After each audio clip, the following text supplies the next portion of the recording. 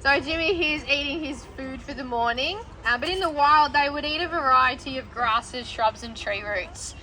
Grasses and tree roots in particular are very good for their teeth. So wombats have very large incisors in the front and they're rootless, so they're continuously growing.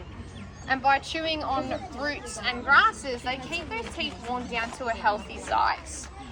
Here at Moonlit, we give them grass from other areas of the sanctuary where it's a little bit overgrown and the kangaroos can't get to it. But in these enclosures as well, we don't mow in here because they do the work for us. They can eat as much grass as they like. If they're burrowing and they come across a root, they can chew right through it and just keep going. But we also give them things like sweet potato or carrot, a nice hard root vegetable. Veggies are good for mostly everyone, and for Jimmy and his teeth, it's good for him as well. But for those who may have just joined us, he's completely destroyed that corn cob that I gave him. Also demonstrates his ability and how strong his mouth is too, so they can chew straight through that corn cob. Corn cob is a favourite amongst all three of our wombats.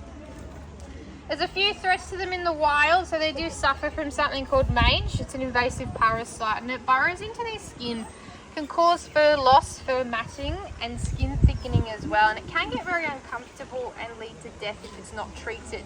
It's actually quite easy to treat. So here at Moonlit, if we had an issue, we haven't, but if we did, we'd contact our vets. We put a very special ointment onto their back and keep watching them.